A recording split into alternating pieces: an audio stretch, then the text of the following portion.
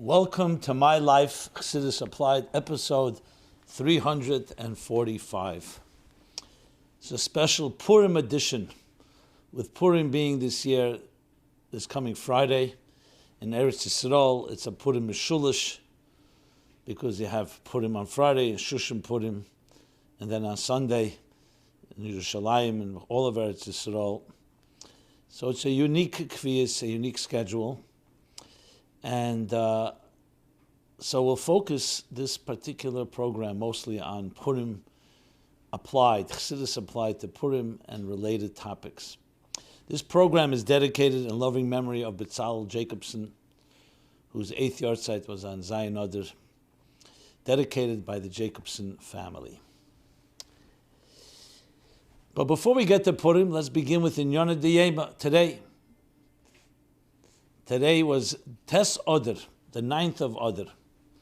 81 years ago, we're now Tafshin Pei Aleph, in the year Tafshin, 1940, the Frierdiker Rebbe arrived at the shores of this country, New York, and established Chabad Lubavitch, the center of its activities here in New York, after the so many years that it was first in the city of Lubavitch, and then in Rostov, and the different places that the Frierdiker Rebbe traveled to. Esther Goli, as they say, 10 different exiles, 10 different places where Lubavitch traveled to, and finally came to New York, where the Frierdiker Rebbe established Chabad headquarters, and then the Rebbe continued 10 years later, Tafshin Yud, until Mashiach comes. This appears to be the place where Lubavitch and its central activities emanate from. So let's just talk a few minutes about that. The Rebbe focuses and says that the Frierdiker Rebbe's arrival to America began a new shlav, a new stage, because Chassidus now had arrived to Chassidic, the lower hemisphere. And we say Chassidus was here before, there were Chassidim here. We're talking about the Rebbe, Frierdiker Rebbe. So what was the chiddush of bringing, what's the innovation of it coming to the Chassidic? I mean, same planet. What difference does it make, which hemisphere? But it makes a big difference. The Alter Rebbe has a vort, a Torah, that's cited in Yem Yem and other places from Tovkuf Samach Beis, that Matan Torah happened in Chassidic Elyon. Matan Torah took place in the the upper hemisphere, not in the lower hemisphere. The Rebbe has a letter that he asked the Rebbe, the Frierdiker Rebbe, what does that mean? Matan Torah affected the entire world. And the Rebbe, Frierdiker Rebbe briefly explains, it was begilui, it was revealed in the upper and higher hemisphere, more concealed than the lower one, which is a central theme in Chassidus and in Torah in general. Well, God, Malei Kol Aretz Kvedei, God fills all of existence. Not just Eretz Yisrael, which is the holiest land, the holy land. Not just the Beis HaMikdash, not just Kodesh Kodashim, and yet we give special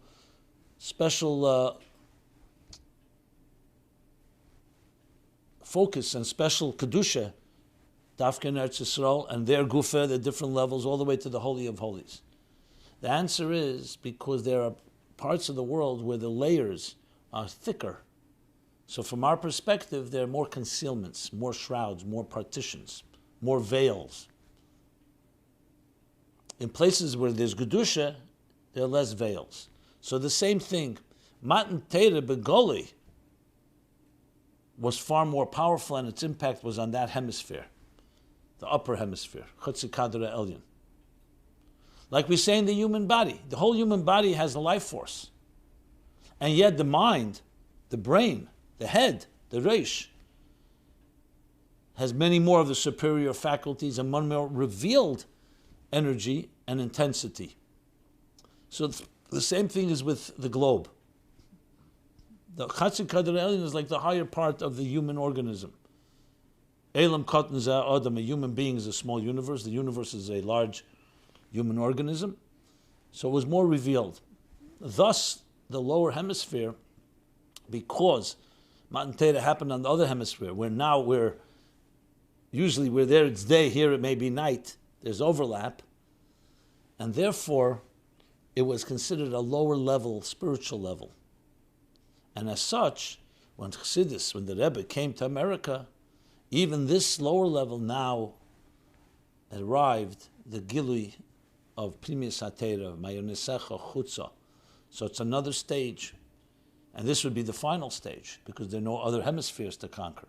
Even though the Rebbe did refer to Australia and South Africa as Tachten Shebe Tachten, because not only, South Africa is in the same hemisphere, meaning when you talk about the eastern western hemisphere, but it's the lower hemisphere because when it's Yisrael, it's summer. In South Africa, it's winter, and the same thing with Australia. So it's Tachten Shebe Tachten because it is both in the southern hemisphere and in the eastern hemisphere, in contrast to Eretz Yisrael. So if you think of hemispheres north and south, east and west, so America is the western hemisphere, whereas Israel is the eastern hemisphere, but South Africa and Australia are the southern hemisphere.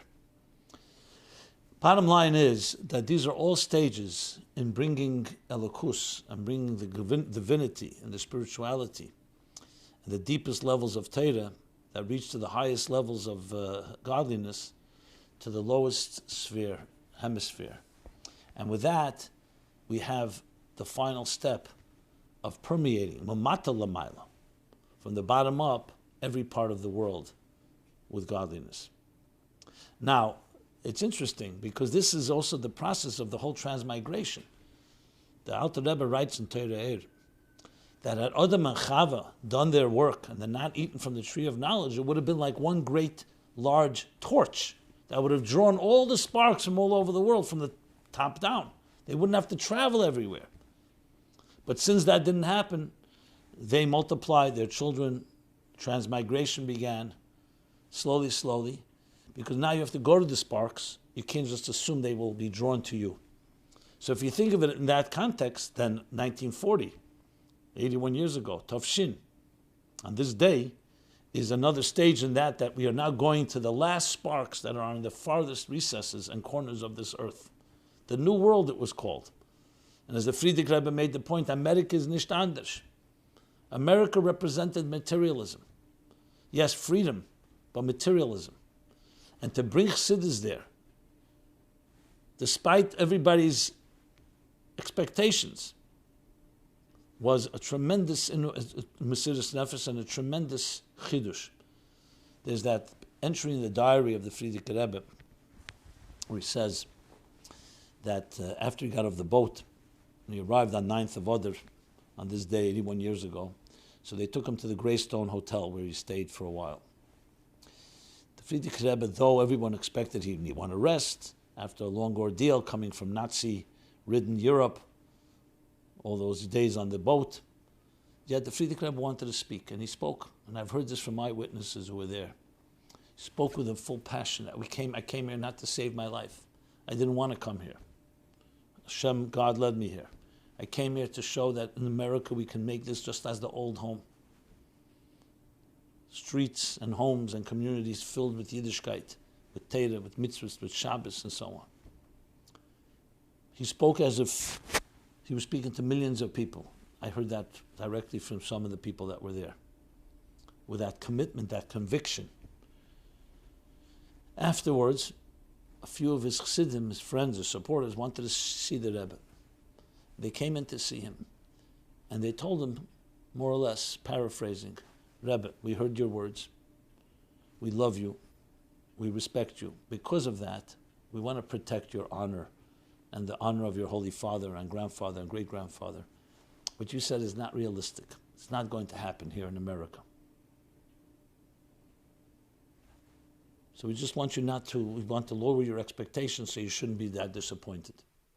Frierdiker Rebbe writes in his diary, after they left, he said, you could imagine, these are my friends, my supporters. You could imagine the tears that came out of my eyes the first night on American soil. Obviously, the Frierdiker Rebbe didn't listen to them, thank God, and forged ahead, despite his challenges, health-wise and otherwise. And look today. But this has always been the hallmark of what Jewish leaders are, especially the Rabbeim. So it wasn't just a new shlav. It was also with a full commitment and Mesiras Nefesh, exactly as it was in the other part of the country, the world. There, unfortunately, it came with a lot of tzaras. Here, the challenge was apathy, American comfort, indulgence. And the Rebbe took the mantle in 1950 and just accelerated it. So this is a very unique and special day in that sense, because it's the beginning of a new stage of dealing with new challenges, the modern challenges of freedoms, of comforts, and bringing Chassidus and bringing passion for godliness in a world that may feel it may not need it. So of course, this lays the groundwork for what we talk about Chassidus applied. This is exactly our purpose and our goal, to apply Chassidus to every given situation, not just when there's great darkness, but also when there's great comfort. The COVID pandemic has definitely created a global wake-up call, so people are more receptive. But the challenges are still there. And as the years rolled on and the work of the Rebbe expanded, finally 30 years ago the Rebbe said to us, 30 years, Tafshin Nun Aleph. This year will be also 80 years from the Rebbe came to America. A year later, Tafshin Aleph. So it's interesting, the years. 30 years ago, the words Chav Ches Nissen. I did everything I can. The only thing I can do now is give it to you. Do what you can. Which is again Amol Mata Lamayla. Of course the Rebbe could do anything. But there are things Kav Yochel he wants us to do from the bottom up. And then comes Gimel Tammuz. So in Adar and Tetzaveh itself, in this lower hemisphere, lower not just physically, lower spiritually, which as it began, the goal is to transform that and transform also in time, a period right now where we don't see Begoli, we don't see revealed the Rebbe in full glory. And yet that exactly is the work. That in the deepest recesses and the darkest corners and in places where we may have thought would be difficult to bring godliness, to bring the divine purpose into our lives, to bring Chassidus, this is what we do. And we do it with even more passion and more fortitude and more strength than ever before. That's the lesson of Tes Adar. It's also the week of Parsha Tetzaveh, before we get to Purim. Parsha Tetzaveh reminds us, of course, the only parsha after Moshe is born, Va'ata Tetzaveh, doesn't mention Moshe's name. It says, Va'ata, you shall command. And Chassidus brings that the reason it says Va'ata, because it's talking about the etzem of Moshe, not the Giluyim, not the revelations, the essence. Which also explains, the Rebbe also explains with that, what it says in Sfarim. Why is Moshe's name not mentioned? Because this is Zayin Adar, which was Friday, the day of his Istalkus. So as a zecher to that, his name is not mentioned. Referring also to Mecheni no Mesifrecha, when Moshe said to the Eibishter, erase my name if you're going to destroy the Jewish people. Why do we need to remember that? Because that was Moshe's Mesiras Nefesh. He gave his etzem, was ready to erase the Gilui. Thank God that didn't need to happen, but we have a zecher, we always remember it. But the positive side is that we get the etzem of something. Where do you get the etzem? Dafka, when it's concealed. Specifically in the Chassidic, in the lower hemisphere, which initially was devoid of, and not in a revealed way, Matan Torah, the Jewish people, all the revelations that took place until the emigration here to this country. And even in a place like that, you reveal, and when you do that, you reveal the etzem, because the etzem is necessary and is revealed specifically in the most concealed places. And what do we reveal? Talks about the mitzvah of Meneda. Shemen Zayir Zoch, to take the pure oil, and oil we know is the level of Primis Atayra, in Primis Rozin, the secrets of the secrets. And who is it revealed by? Va'ata Tetzaveh. As the Rebbe also explains in the Maimer that he said in Tafshin Mem Aleph, which is 40 years ago. The Maimer he gave out, the last Maimer the Rebbe handed out before Chav Zayin Adar, in Tafshin Nun Beis. So we have our lessons, my friends, from both Tes Adar and from Va'ata Tetzaveh. So then let us that lead us into Purim. So I received many different questions about Purim. But before I go there, I forgot to mention one more question that came in about Adar. Dear Rabbi Jacobson, spiritual guide to of the multiverse, Elamus Ein Misper, as you discussed in episode 298. This goes back a while, back to pre-COVID, because remember we're coming now to a year from that event, that pandemic that broke out around a year ago, at least when we became aware of it, Purim time. So then we changed subjects. So now I'm going back to a subject that I spoke back then almost a year ago. So there you discussed the evils of communism, which our Chabad ancestors escaped, especially the watershed moment when the Frierdiker Rebbe came to the USA, the base for Chabad Chassidus until Mashiach comes. Nowadays, with the rise of Marxist communists' progeny in the USA, such as Bernie Sanders, AOC, and their ilk, what steps should we be taking to protect ourselves and our communities from the evils of their godless propaganda and policies? Well, my response, very direct, is exactly what Adar represents, exactly what Torah Chassidus B'chlal represents. The best way to dispel darkness is through increasing light. We have the freedom, we have the ability, we have the technologies today to bring Torah Chassidus everywhere and to everyone. The greatest defense is offense. Instead of fighting darkness, the way is to bring clarity to people, understand the importance and the value of living a godly life, how true morality and ethics and our highest standards and levels of refinement are enhanced by recognizing that we don't worship ourselves. We have some greater purpose, an eye that sees, an ear that hears. We respond and are servants, agents, ambassadors of a higher reality. The more we teach that, the more we explain it in terms that people can relate to, that enhance their lives, that enrich their lives, the more you will automatically eliminate the forces, whether the communist forces of old or the semblance of it today. I don't want to label anybody by any names. I don't believe that's the way to go. I do believe, however, that we have what we stand for. Our job, each one of us, each one of you, is to use your skills, your tools, your sphere of influence to spread the message of Torah and Chassidus and explain how that leads to the best possible and most productive and meaningful life possible. When we do that, you're giving people a true alternative. When you don't do it, God forbid, there's a vacuum. And who fills the vacuum? All the ideas, all types of ideas out there.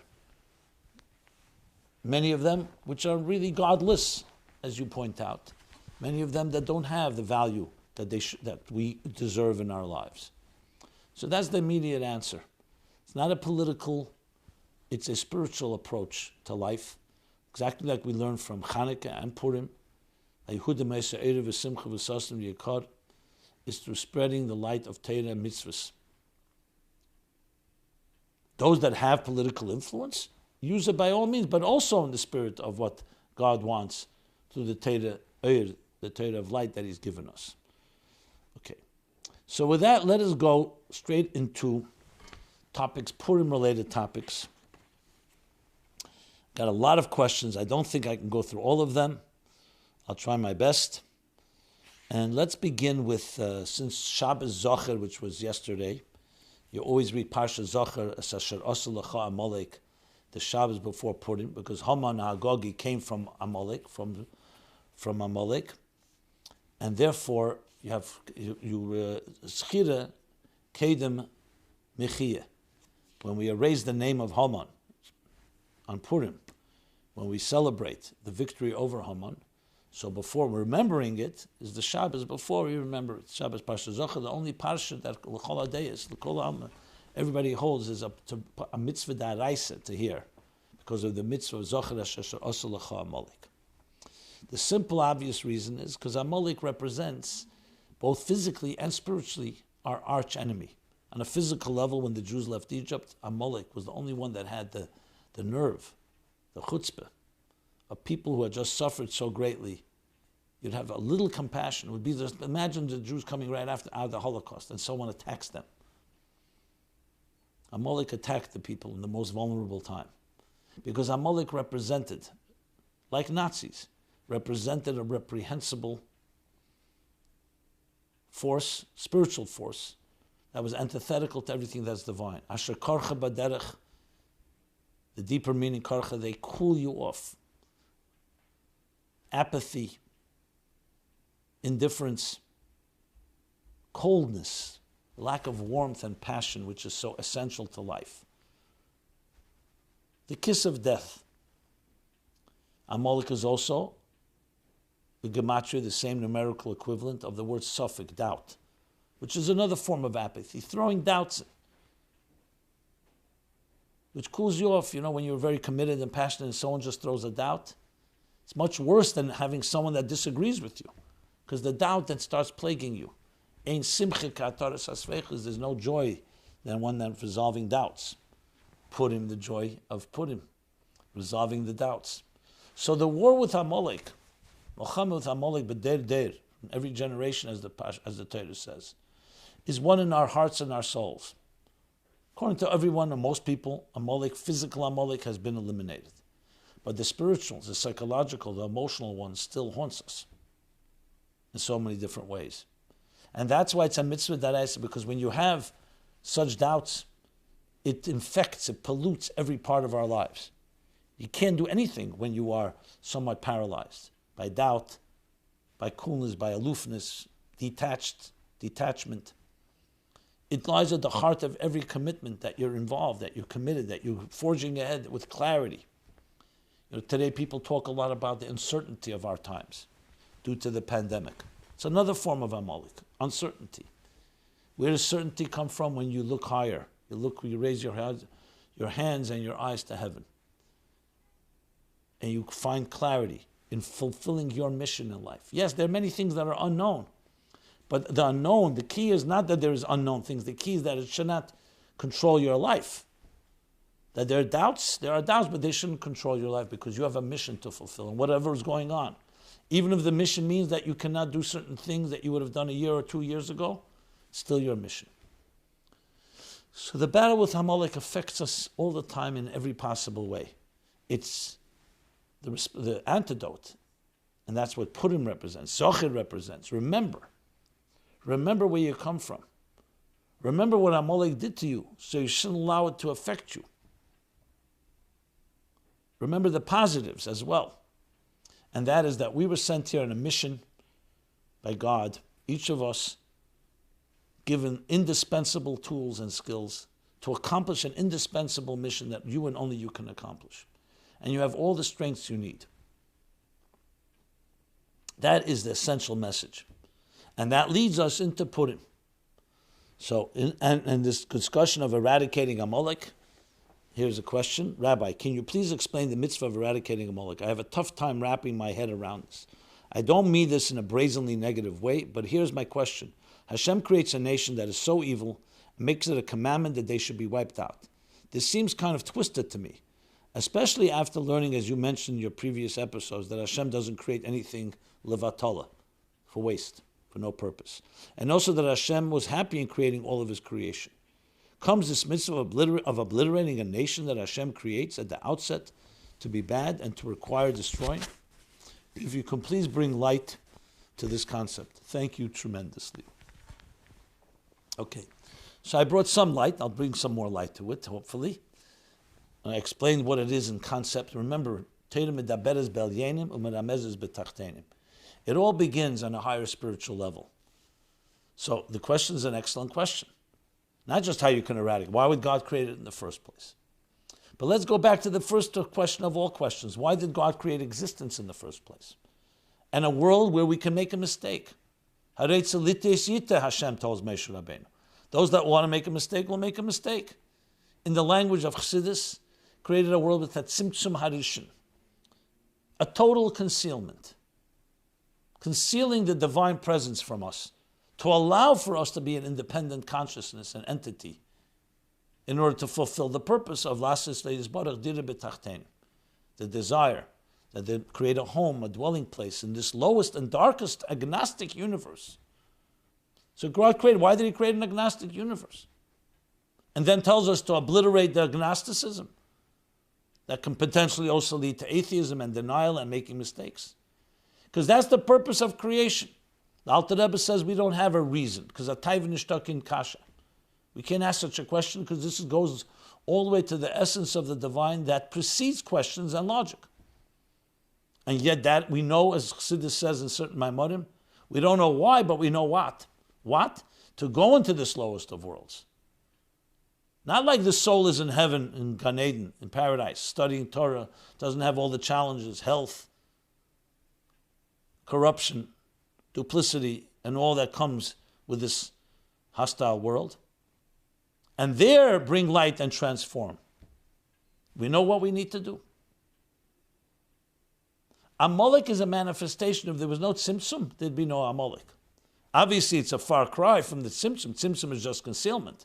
But when it evolves, ishtalshelus, level by level, in the language of Chassidus, and more veils, and more partitions, and more concealments, and more darkness, and more coverings, at some point you have the potential for aniva afsied, me and nothing else, which is essentially what Amalek stands for.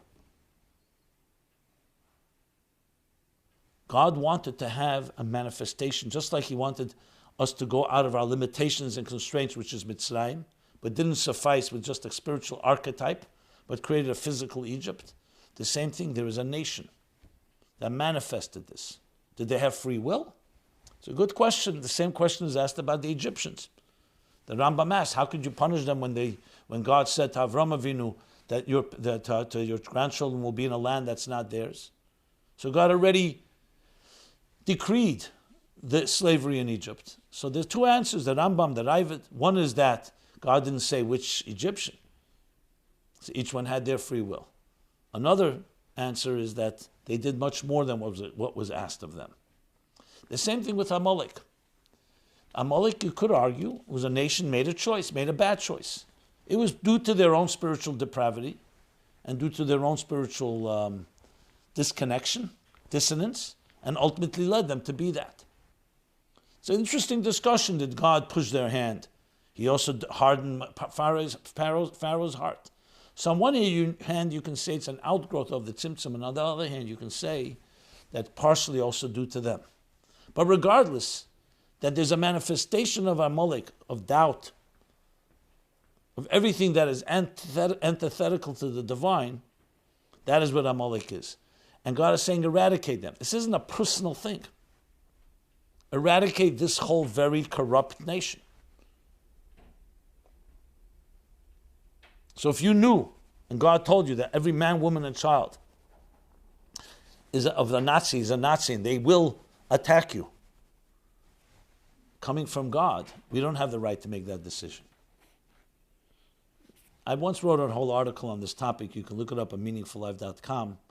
I think it was called Religious Violence.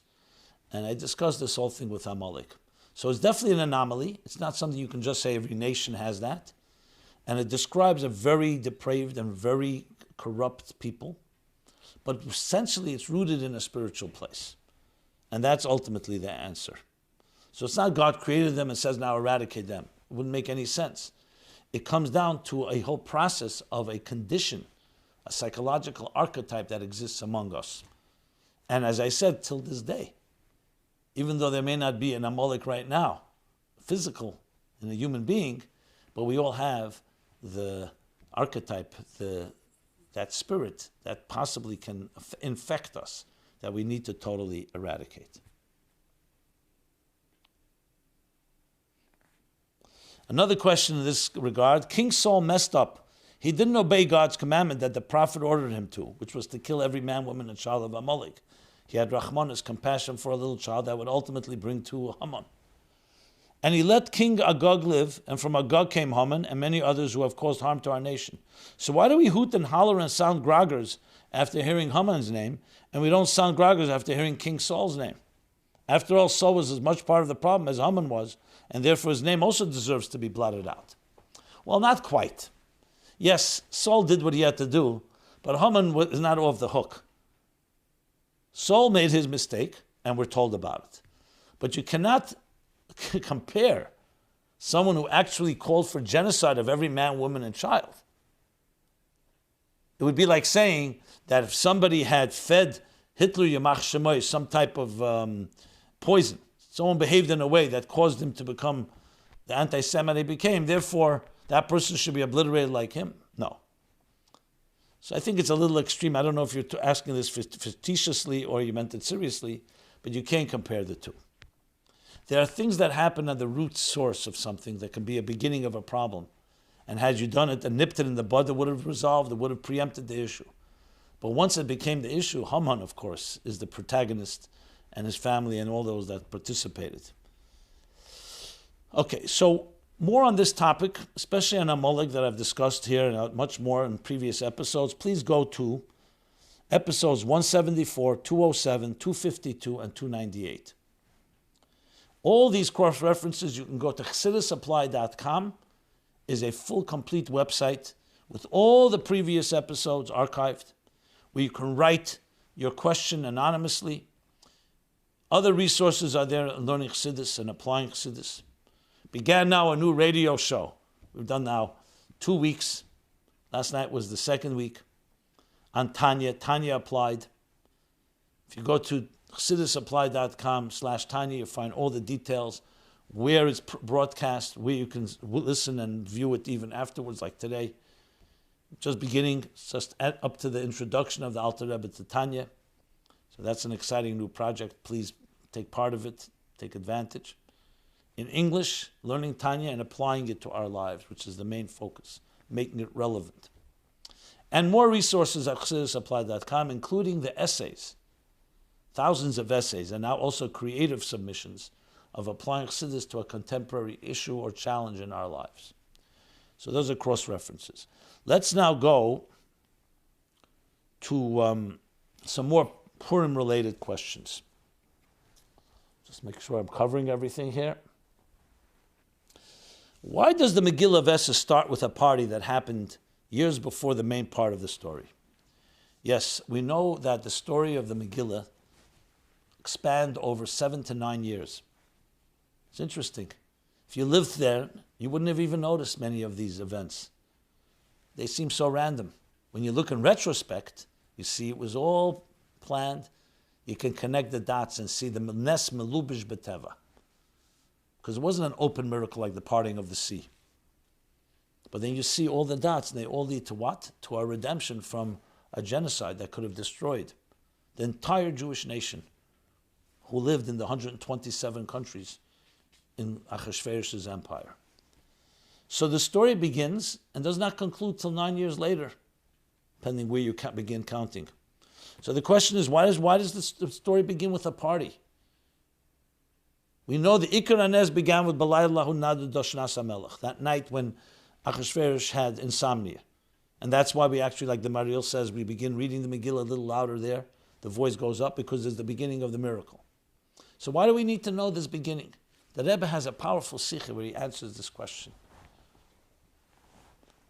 To explain how every detail in life, even things that don't seem connected, are all leading to a greater narrative. Because the story actually does begin with a party. The party, and then Achashverosh summoning Vashti, she refusing, Vashti's execution, and then, of course, looking for a new bride, a new wife, Esther. And that would lead to the steps that Esther would ultimately be a key element in the miracle of Purim. But we learn more than that. We learn the details of the party. Because everything is part of a divine greater plan. So when you look at your own personal life, you don't just look at the major events. You look at even the things, the details. The party you may have gone to, what was served, what kind of garments they wore, what kind of kalim, vessels were presented. Everything is part of the story of Ahi B'mei Achashverosh, the story of Purim, the story of divine providence. That's why we begin with the details. If you think about it that way, life takes on a whole different shape. So some things lead directly, and you see, okay, these are key elements in the narrative, and others may not be so directly, but they're also part of the narrative. And it all elevates it in that way. So Purim extends far more than just the miracle that we were saved after the plot and conspiracy of Haman, but even the details of our experiences in life all get elevated in this great, powerful miracle, which is happening right now in our own lives. We all have miracles happening, not necessarily miracles that defy nature and suspend nature in the physical sense, but still miraculous events of an invisible hand that connects the dots of your life. Your life is ordained. You have your choice whether to embrace it and to seek out that higher narrative. But your life has been choreographed. Hashgacha Pratis is called. And now it's up to us to recognize it and then to fulfill the purpose for which we were placed here. So every part of the story is vital. So next time you're invited to a party, COVID, after COVID, whatever the situation is, or invited to any event, you may think, okay, it's a trivial part of my life. Maybe it's connected to business, to leisure. The truth is your goal is to elevate it, to make it part of a bigger divine narrative that leads to greater things. That's our mission. So the beginning of the Megillah has lessons for us as well, just as the later parts of the Megillah have. Next question, secular names. Is there a lesson to be learned from the fact that Pesachia and Hadassah are called by their secular Persian names Mordechai and Esther in the Megillah? And how do we reconcile this with the teaching that we merited the Geula of Mitzrayim, leaving Egypt, because we didn't change our Hebrew names? Excellent question. But let's continue the theme of Purim. The theme of Purim, the theme of Pesach is revealed miracles. That Anechi Hashem Alekecha Asher Etzisicha Meretz Mitzrayim, I am your God, where you saw with your own eyes, first of all, the miracles in Egypt, the plagues, as we recreate on Pesach night, the Seder, and then the exodus from Egypt. And this is something you should always remember every generation, in every generation, every day, as the Alter Rebbe adds, a person has to remember being freed from the constraints of Mitzrayim, from the word constraints. That's called a Nes Goli, a revealed miracle, in the month of Nisan, from the word Nes, Nisim, the many miracles that happen. Then there are Nisim that are deeper, but more concealed. You don't see necessarily a major revelation. But when you dig deeper and you connect the dots, you see the inner choreography. So Purim and the Megillah, it's called a Nes Melubish B'Teva, a Nes that's there, but it's masked, camouflaged in nature. And that's what the very word nature means, from the word tovu, submerged, like you throw an object in a river, in a sea. It gets submerged, you see only the face of the ocean. Nature conceals its consistency. Every day the sun rising and all the different rules of nature that govern laws of nature conceal the inner invisible hand of God. Comes Purim and teaches us there is that hand. And that's why the name of God isn't mentioned in the Megillah. Because it's about discovering it through us by recognizing the hand of God. It's not revealed on its own. And that's also why the names of Mordechai and Esther use Dafka Persian names. It's not, God forbid, because they were in any way assimilated or compromising the names. It was because it was to reveal the divine even in Persian names. That even in the rules of Persia of old, and in the court of Achashverosh, comes a Mordechai and Esther. And the Torah speaks, and the Gemara tells us that the names, even though they're Persian names, also min ha-Torah minayim. Where do we find Mordechai in the Torah? So the pasuk brings Mardreur, Esther, Haster, Aster, Ponai, that define the divine. And Haster, Aster, Ponai, of course, actually means God's face is concealed. Esther's name itself tells us that divine is concealed in it. Because here the goal is to reveal which is concealed. If they had used the names Pesachia, and they had used the name Pesachia and Hadassah, then yes, it would be a revelation of the divine, but it would be a Lashon HaKodesh, holy names. Wouldn't, as we spoke before about Chassidic Kader, it wouldn't have been through the garments of the lowest levels. We wanted it to be in that language, in that country, in Shushan, in the nations, in the 127 nations of Persia, that that's where the divine should be revealed. Not necessarily only in the holy places, but even after a gzeira, a decree that came from there. So by Pesach we learn, by Mitzrayim we learn they didn't change their names because firstly Pesach is all about revealing, not finding it in the concealed. And number two, to demonstrate they did not assimilate, did not in any way compromise themselves. Purim, the goal is to transform from that which is concealed. And it's not because they were assimilated, it's because they're elevating these names. Practically speaking, till this day, we maintain our Hebrew names. But we do speak in English, or we speak in other foreign languages that are not Hebrew, as the Alter Rebbe explains in Teirei Mishpatim, to elevate and transform the secular world. As long as it's not opposite of halacha, our goal is to transform it and turn it into language, like I'm doing right now, language that expresses divine ideas, Teirei, Chassidus, and so on. Next question. Whatever happened to Vashti? Most people think she was killed, but it doesn't actually say that anywhere in the Megillah. Correct, it doesn't say it. But Rashi says it specifically a few times. Even though it says Vashti should be removed, but he listened to his advisors who said that she should be punished. So Rashi says clearly that she was executed. There are commentaries that wonder, I didn't do full research, so I can't give you a full picture in it. But for all practical purposes, Vashti was eliminated. That's why later Achashverosh says he remembered Vashti. If she was around, why didn't he just bring her back? So some say because he had already made a decree. But he could have also changed his decree. So most likely, and especially according to Pshat, Vashti was executed. And that, of course, set the stage for Esther rising to the scene. Same question someone asked about Achashverosh. What happened to Achashverosh after the Purim story in the Megillah? Does the Megillah say what happened to him after the Purim story? Did he remain married to Esther even after finding out that she was Jewish and knowing that according to the rules of her religion, she really wasn't supposed to be married to him? But only did so in order to be able to save everyone from Haman's wicked decree. We don't have much about what happened afterwards, but there is a medrash. There's a medrash in Frierdiker Rebbe, Shmini, parsha Yud Gimel Hey, if you want to look it up, where he talks about this, and he says, he mentions that Diryovish, the king Melech Diryovish, mentioned in Daniel, mentioned in Ezra and other places, was a child of Esther and Achashverosh. Darius is the English pronunciation of this king.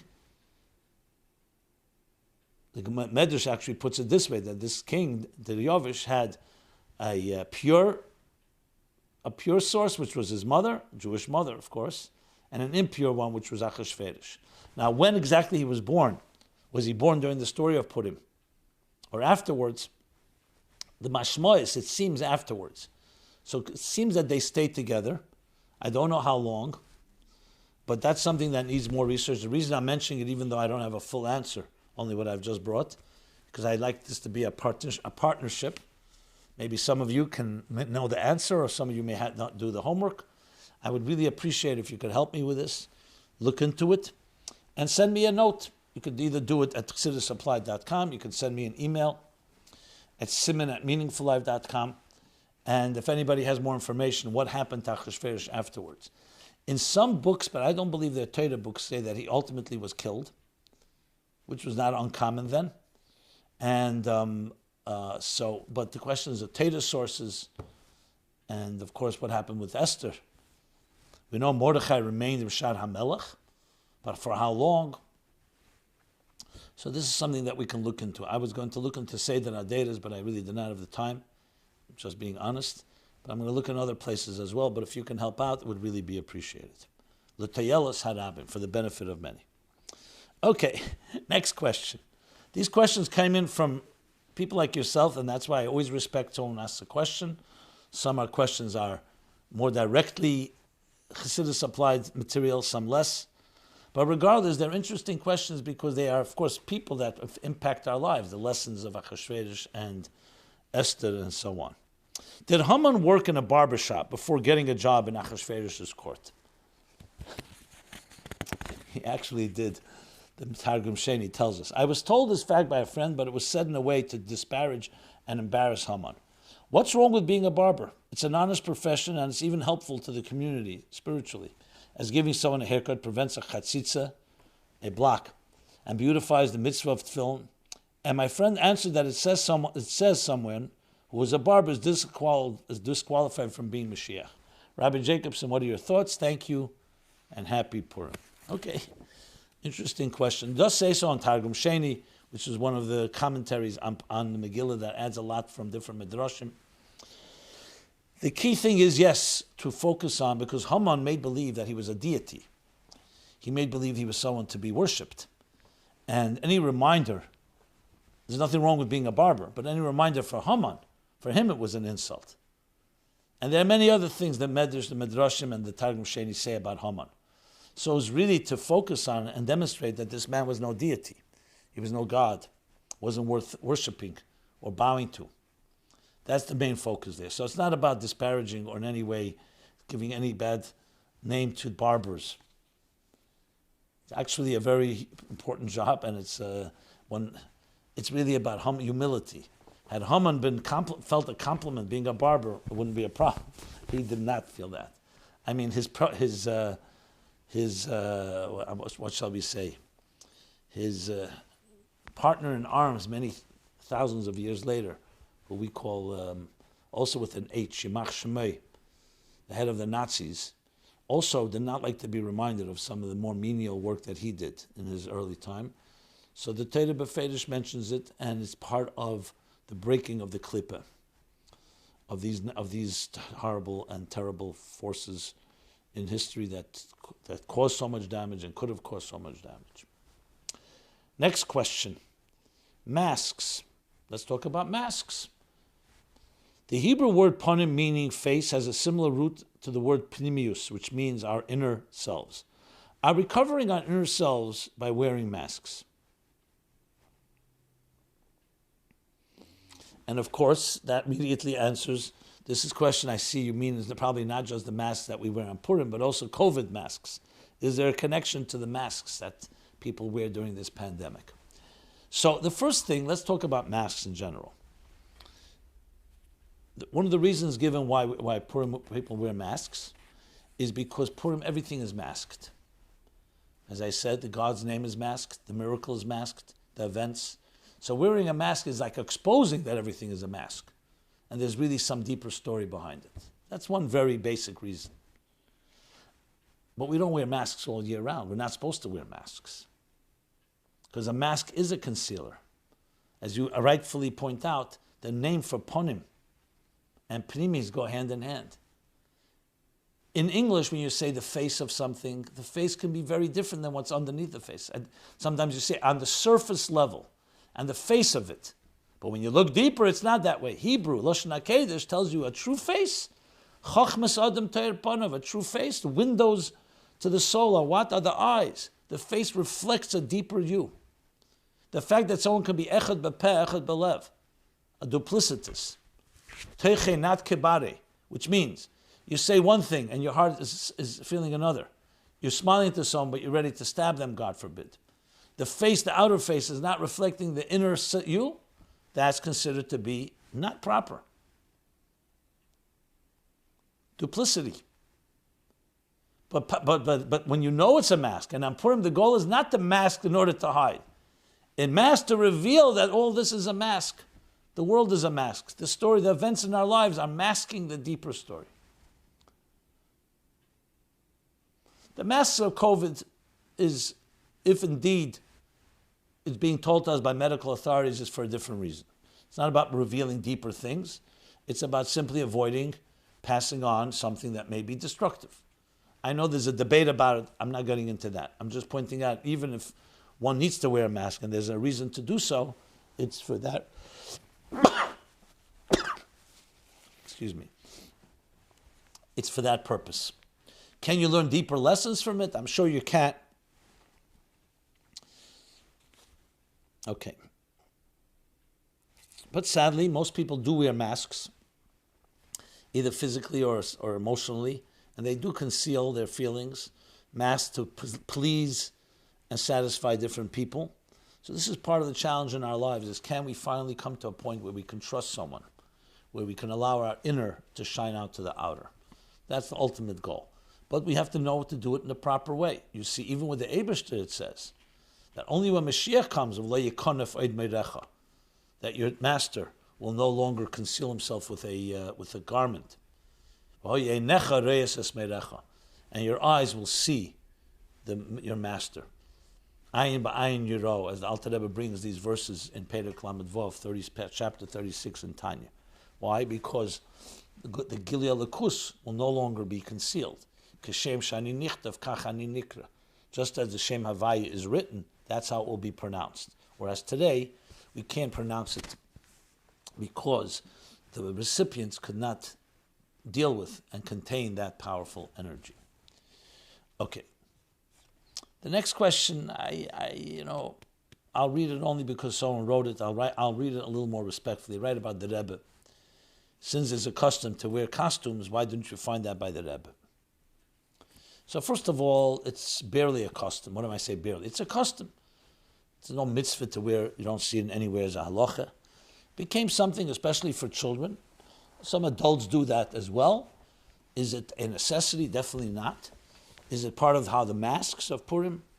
It's an extension of that, but it's definitely not something that the Rabbeim did, and for obvious reasons. The Rebbe is Amalek. By him, there's l'chatchila no masks. Everything is begili. So it doesn't even pass to wear one. Moshe Rabbeinu wore a masva, which was a mask, in order to conceal, not to conceal, in order to allow the Jews to look at him. In Ayin Beis, there's actually a whole piece where he talks about that the masva is not like a lavush hamastir. It's not to conceal. It's for a different reason altogether. And Chassidus explains why. But by Rabbeim, it doesn't even shaykh this whole idea. The Gilya Lakus is there, and you want it to shine. That's the most basic level answer. I don't think I have to go deeper into it. Okay, what is the origin of Hamantaschen? Is it because Haman wore a similar shaped hat, or is the Hamantaschen based on a similar shaped pastry that Persians ate during a fertility festival? Since I spoke about this, I'm not going to go over it again. Please go to episode 299. I address this in more detail. I know you'd rather me say it right now, but cross-referencing doesn't hurt. Okay. There's one more.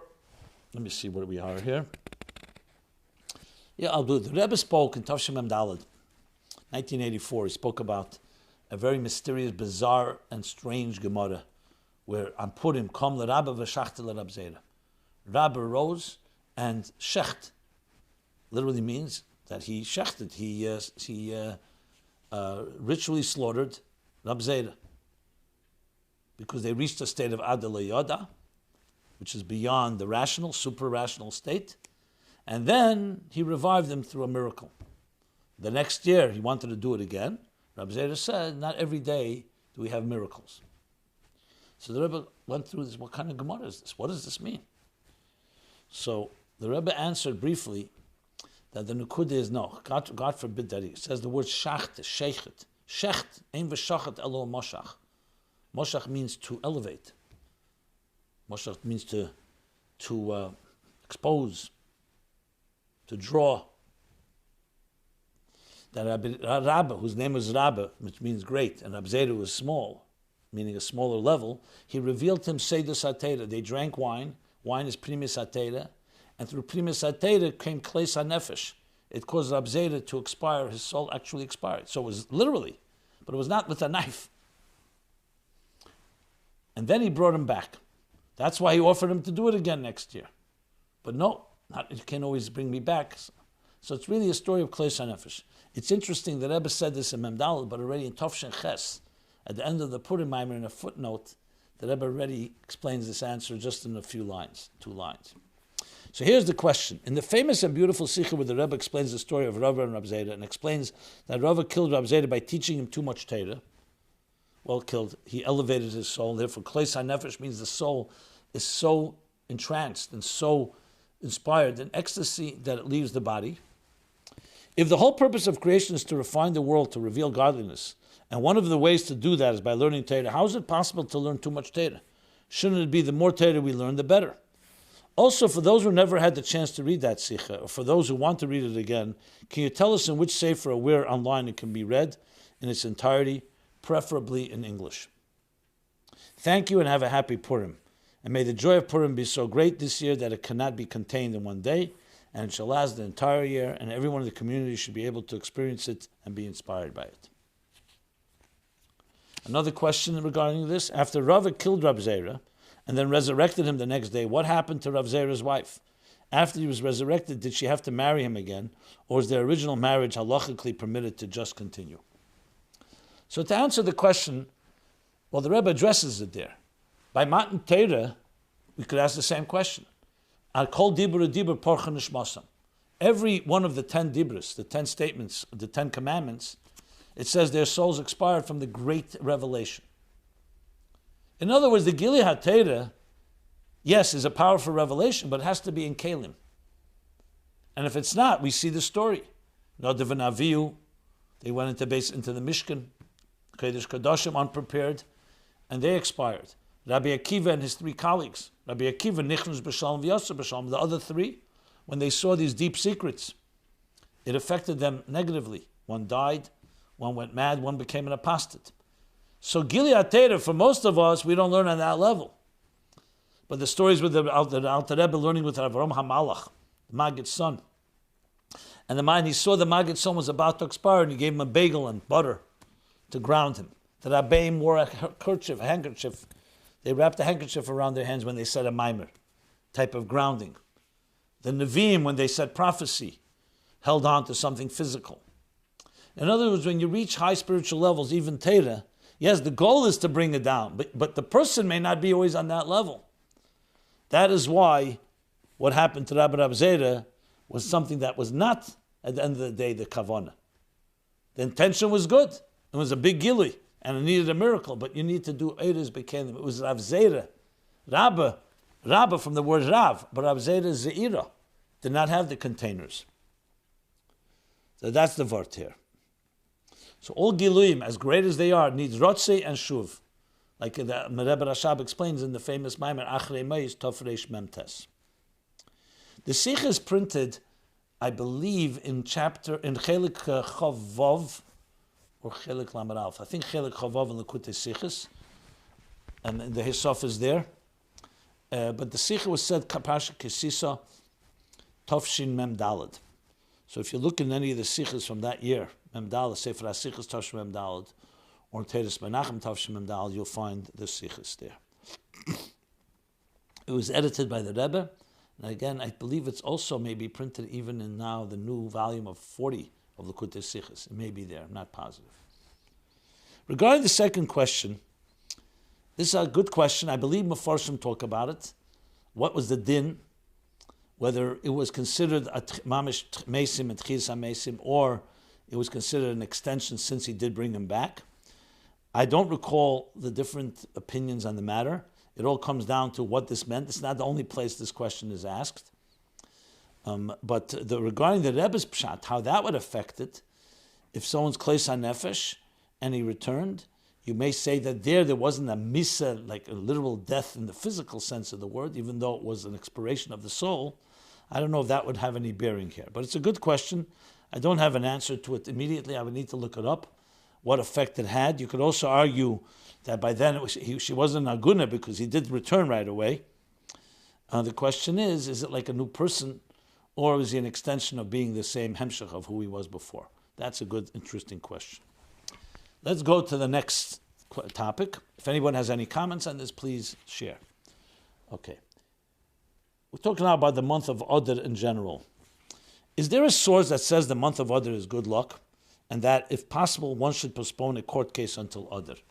Absolutely. The Gemara says it beferish, that Borim Mazla, and that's why if you're going to have a court case, it's good to do it, because the Mazla of Eden is successful then. So that's a clear din, and the answer is yes. Now, another thing about the month of Adar, is it true that Haman picked the month of Adar for his genocidal plot because Adar was when Moses passed away? Same Gemara. Gemara also says that, which would indicate it's a bad luck month for the Jews. That's why Haman was very happy, because when it fell in the month of Adar, he knew that Moshe had passed away. What he didn't know, however, the Gemara says that he was also born then. But wasn't Moses also born in Adar, this individual asks? Is there a lesson here that all things we perceive as negative have a positive parallel counterpart? Absolutely. So you answered your own question.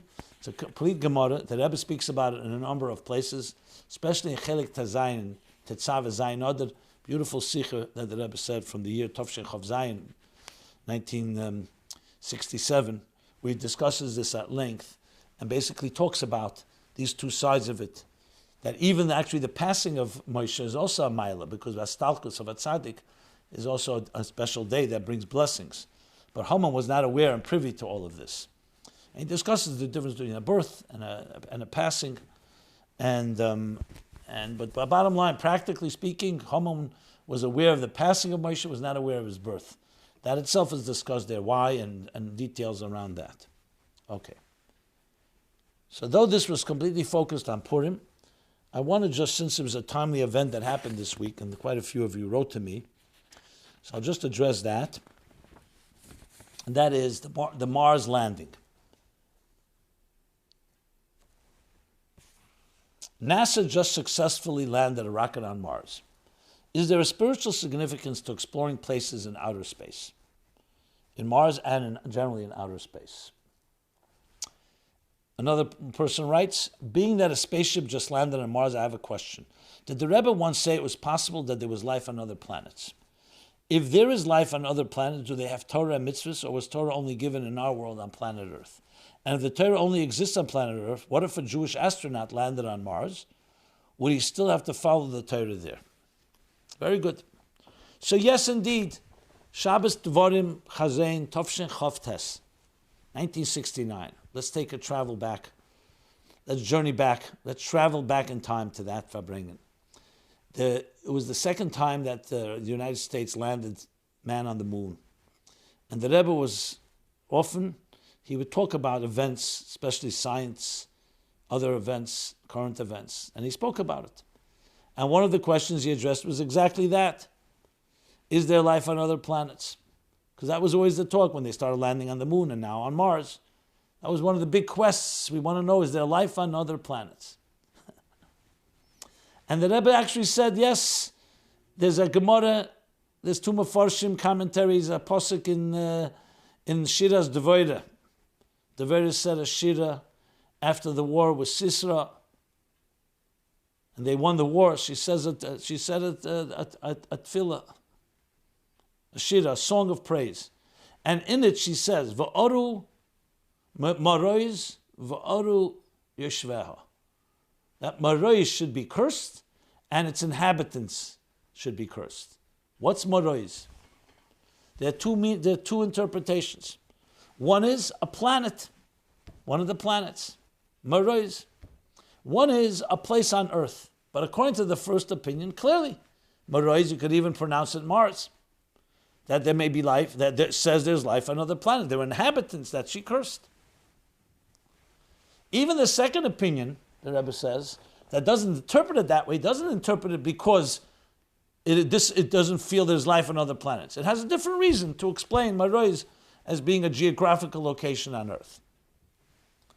So one opinion says there is life on other planets, or at least on Marois, and the other will not disagree in principle, just doesn't hold that. This means, that's the meaning in this verse.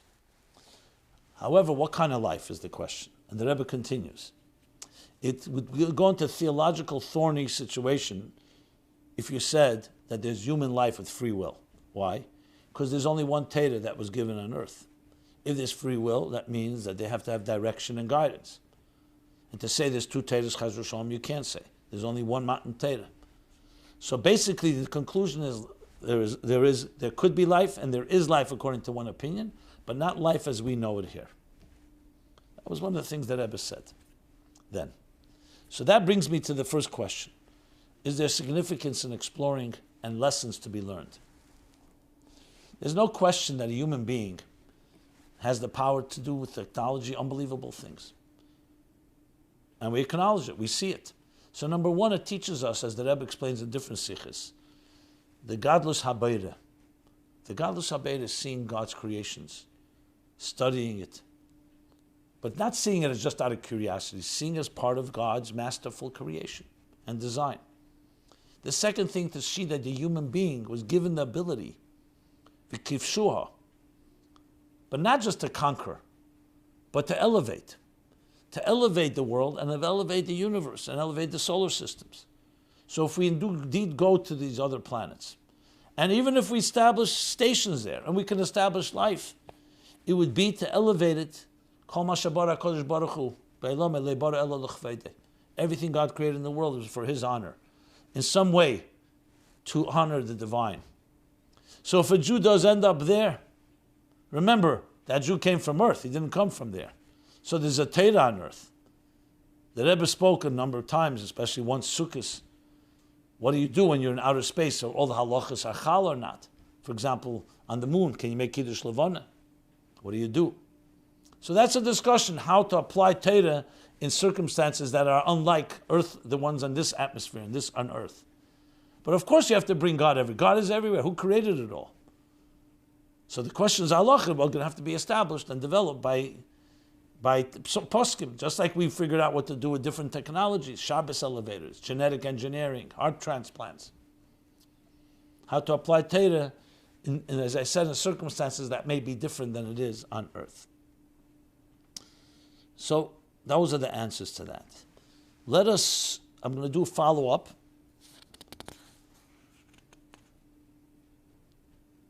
Do one follow-up, and then I shall also do Chassidus question. Okay. Follow-up is Bizbuz ha'etzos. A few weeks ago, in connection to the Basa Legani Maimer, corresponding this year to chapter 11 of the Frierdiker Rebbe's Maimer that was delivered on Yud Shvat, 1950, chapter 11, and the Rebbe then explaining it in 1961 and 1981. I want to follow up on the topic of the splurging of the treasures that you discussed that week. We are taught that all things in the physical world have a spiritual parallel. We can see a physical example of bizbuz ha'etzos, the splurging of the treasures, when the U.S. government passed a few stimulus bills and dispensed trillions of dollars to help people during COVID. What is the spiritual parallel of bizbuz ha'etzos in our time? Spiritual parallel of the splurging of the treasures.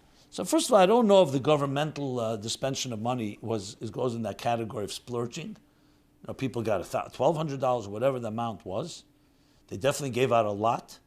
But remember, in the Maimer, he talks about splurging treasures that were never, ever revealed before. Not just giving out a lot of money. Things that no one had ever seen, that he only gives out when there's a midas on its own. So yes, can you say it's an example? Look, we can find in everything a certain divine element and a lesson. So I'm not going to deny that. But the true splurging that he's referring to, and that's what I spoke about, was number one, the keiches that we receive. We have so many resources we have given today.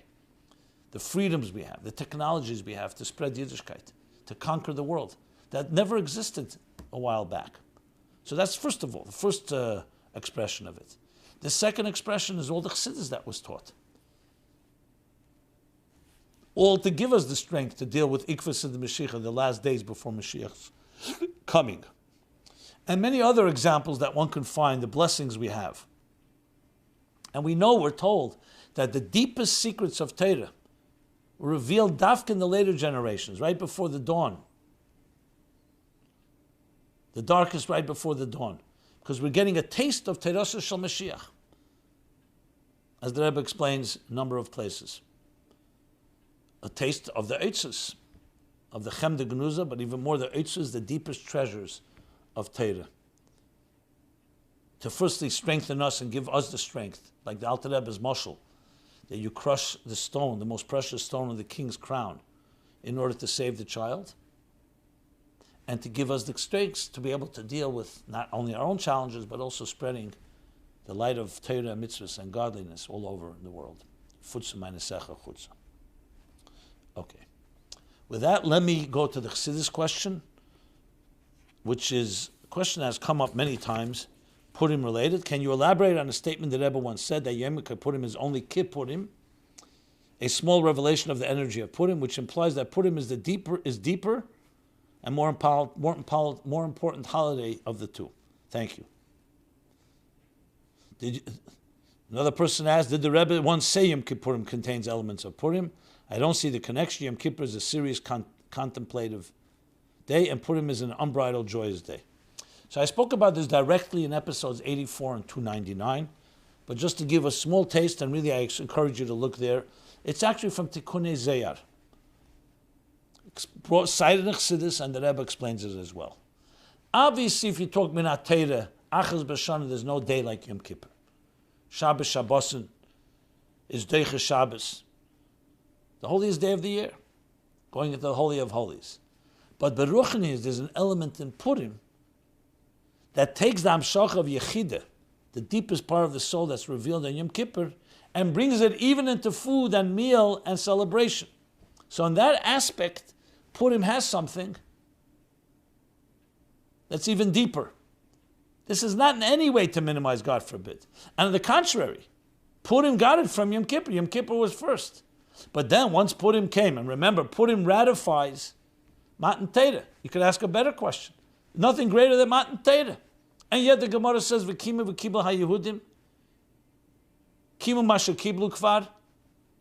Why? Because when Matan Torah, the Eibishter, so-called, you could argue, compelled the Jews to receive it. So they can have a complaint. We didn't willingly, because the Eibishter took the mountain and put it above them like a canopy. In a sense, threatened them. Condition, ultimatum. Comes Purim, and now they received it on their own. How could you say that? Purim is midarabanan. Purim comes later, divrei sofrim. How could you say that? But in a certain aspect, Purim has that element. Remember, Yom Kippur is Matan Torah of Luchas Shnius, is the end of Matan Torah. Matan Torah was given on the 6th or 7th of Sivan, what we celebrate Shavuos. 120 days later is Yom Kippur. After the Jews build the golden calf, Moshe gets forgiveness, and Yom Kippur gets the second tablets. And still we say Purim is the consummation of it all. Even though Yom Kippur is also Mamata Lamayla, because the Jews do tshuva, and yet we say that Purim is even deeper than that, because Purim has an element that permeates more, and even the physicality that we celebrate on the day of Purim. Through Suda, Shleach Mones, Matanos Lavyenim, a physical celebration. The Rebbe sometimes compares Erev Yom Kippur to Purim, because Erev Yom Kippur you also have what Purim accomplishes through meals. That's the answer. Okay, so with this we conclude episode 345, special Purim edition of My Life Chassidus Applied. We're here every Sunday, 8 to 9 p.m. Everyone should have first a Adar, new revelations in this slowest part of the world, the lower hemisphere. We should have celebration of Adar, Mishanichnas Adar Mar B'Simcha, and the marching into Purim. And Shetaka be Mismach Geula Purim to Pesach, but Purim to the Geula Hamitis V'Ashlema, the deepest and greatest joy of all. Everyone have a Freilichen Purim, a Freilichen Tamid, and after a year of so many challenges, which we will talk about more, we are able to say V'Napechu, the Yehudim Esa Erev V'Simcha V'Sasin V'Yikar, an end to all the negative and only see the positive, just as Purim teaches us. Freilichen Purim, everyone. This program is brought to you by My Life, Chassidus Applied. Please help us continue our programs. Make even a small contribution at chassidusapply.com/donate.